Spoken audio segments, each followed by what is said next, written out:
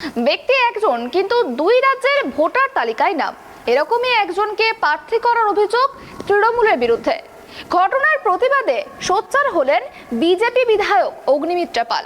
ওই ব্যক্তির প্রার্থী পদ বাতিলের দাবি তুলে প্রয়োজনে আদালতে যাওয়ার হুঁশিয়ারি দিয়েছেন তিনি, যদিও ঘটনার কথা অস্বীকার করেছেন ওই প্রার্থী। ঘটনাকে কেন্দ্র করে রাজনৈতিক চাপানোতর শুরু হয়েছে আসানসোল দক্ষিণ বিধানসভার জেমেরি গ্রাম পঞ্চায়েত এলাকায়।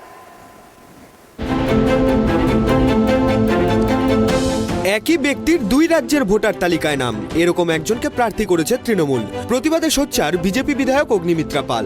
প্রার্থীপদ বাতিলের দাবিতে প্রয়োজনে আদালতে যাওয়ার হুঁশিয়ারি দিয়েছেন তিনি, যদিও দুই রাজ্যের ভোটার তালিকায় নাম থাকার কথা অস্বীকার করেছে প্রার্থী। ঘটনায় রাজনৈতিক চাপানোতর শুরু হয়েছে আসানসোল দক্ষিণ বিধানসভার জেমেরি গ্রাম পঞ্চায়েত এলাকায়।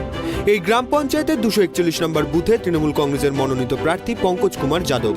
পঙ্কজ কুমার যাদব জেকে নগর এলাকায় বসবাস করেন, এখানকার তিনি ভোটার এবং এই সাংসদ থেকেই তিনি ভোটে তৃণমূলের প্রার্থী হয়েছেন। কিন্তু পঙ্কজ কুমার যাদবের বিহার রাজ্যের লক্ষ্মীসরাই জেলার 167 সুরজগোড়া কেন্দ্রে পার্ট নাম্বার 309 এবং সিরিয়াল নাম্বার 277-এর নাম রয়েছে। বিজেপি নেত্রী অগ্নিমিত্রা পালের অভিযোগ, কিভাবে এক ব্যক্তি দুই জায়গায় ভোটার কার্ড থাকতে পারে। দ্রুত পঙ্কজ কুমার যাদবের প্রার্থীপদ বাতিল করতে হবে, নতুবা তিনি আদালতের দ্বারস্থ হবেন বলে হুঁশিয়ারি দিয়েছেন। দেখুন, আজকে দু জায়গাতে তার ভোটার লিস্টে নাম রয়েছে। এই ক্যান্ডিডেটের ক্যান্সেল করতে হবে। আমরা এটা নিয়ে দরকার হলে আদালতে যাব, কিন্তু ক্যান্ডিডেট যা দুদিকেই যার নাম রয়েছে পশ্চিমবঙ্গে এবং ঝাড়খণ্ডে, এরকম চলতে পারে না, এরকম নিয়ম নেই। সুতরাং তার ক্যান্ডিডেটের ক্যান্সেল করতে হবে।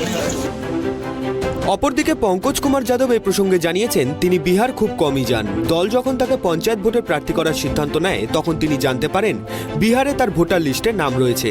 তৎক্ষণাৎ তিনি নির্বাচন কমিশনের কাছে বিহারে ভোটের তালিকায় নাম বাদ দেওয়ার জন্য আবেদন করেন গত 2022 সালের 27 নভেম্বর।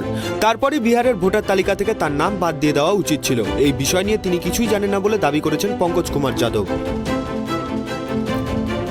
हम बचपन से यहीं रहते हैं, यहीं पर रहते हुए हैं और बिहार में कभी आते जाते थे। उसके बाद ऐसा हमको हम लोग को प्रेसिडेंट बोला तुमको इलेक्शन में खड़ा करेंगे, तो बोले वहाँ भी नाम है, तो हम बोले हम लोग को संजीदा कि वहाँ नाम कटवा दो।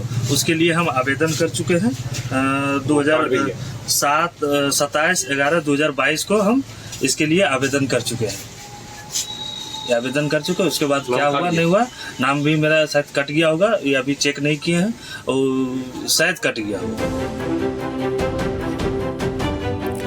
যদিও এই বিষয়ে আসানসোল দক্ষিণ গ্রামীণ তৃণমূল কংগ্রেসের ব্লক সহ সভাপতি চঞ্চল মুখার্জি জানিয়েছেন, এলাকায় পঙ্কজ কুমার যাদবের জনপ্রিয়তা রয়েছে। বিরোধী প্রার্থীরা ভোটের ময়দানে পঙ্কজের কাছে বিপুল পরিমাণে পরাজিত হতে বাধ্য। সেই জন্য বিরোধীরা পঙ্কজের ভাবমূর্তি নষ্ট করার নির্বাচন কমিশনের কাছে ভোটার তালিকা থেকে নাম দেওয়ার জন্য আবেদন করা মাত্র এক জায়গাতেই নামভ্রান্ত করে তাদের দলের ভাবমূর্তি নষ্ট করার চেষ্টা করছে বলে অভিযোগ করেন তিনি। অভিযোগ তো বিরোধীরা করবে, ঠিক আছে, জানে পঙ্কজের জনপ্রিয়তা আকাশ চুম্বন আছে। ওকে কীভাবে কালীমাদিতে করা যায়, এটা একটা চেষ্টা চলছে। যাই হোক, উনি 2007-এ ওর নাম ছিল, 7-এই ওর নামটা কাটানোর জন্য অ্যাপ্লাই করেছিল এবং নাম কেটে গেছে, ঠিক আছে। তার কাগজ আপনাকে দিচ্ছি, আমরা দেখুন নির্বাচন কমিশনের আন্ডারে জানিয়েছি এবং নাম কেটে গেছে।